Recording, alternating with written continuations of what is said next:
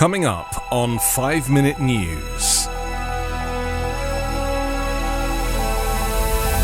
Ohio voters reject GOP proposal making it tougher to protect abortion rights. Atlanta prepares for new Trump indictment. And wildfires on Maui devastate the Hawaiian island. It's Thursday, August 10. I'm Anthony Davis. Ohio voters resoundingly rejected a Republican-backed measure that would have made it more difficult to change the state's constitution, setting up a fall campaign that will become the nation's latest referendum on abortion rights since the U.S. Supreme Court overturned nationwide protections last year. The defeat of Issue 1 keeps in place a simple majority threshold for passing future constitutional amendments, rather than the 60% supermajority that was proposed. Its supporters said the highest bar would protect the state's foundational document from outside interest groups. Voter opposition to the proposal was widespread, even spreading into traditionally Republican territory. In fact, in early returns, support for the measure fell far short of the disgraced former president's performance during the 2020 election in nearly every county.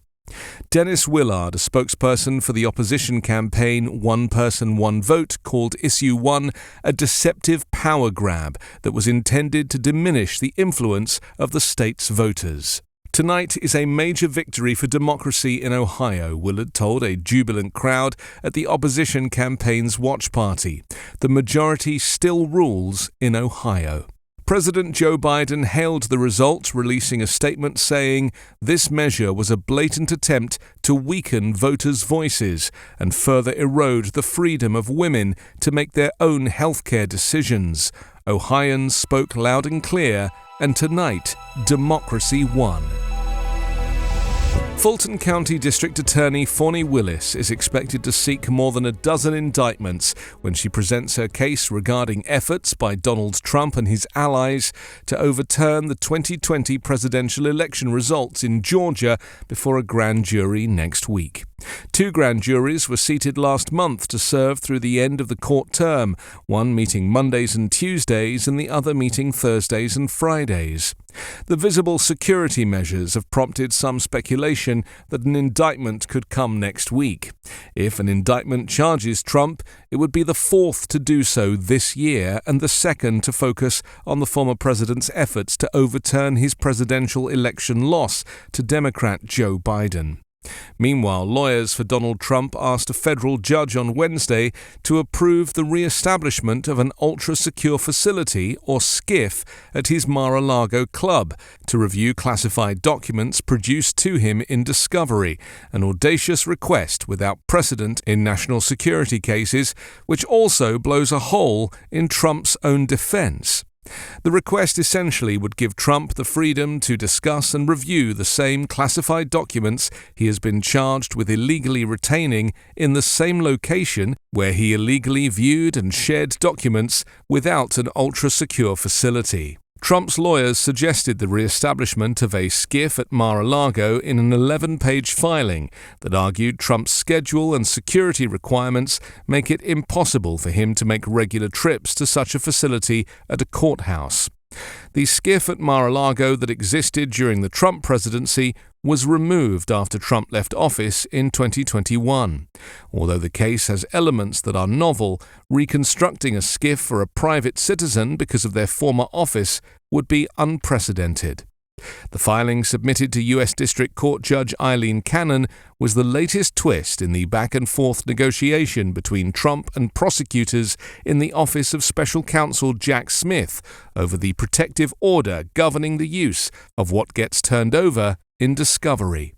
Since Trump was charged with retaining national security materials, including U.S. nuclear secrets and plans for U.S. retaliation in the event of an attack, his case will be tried according to the time-consuming steps laid out in the Classified Information Procedures Act, or CIPA.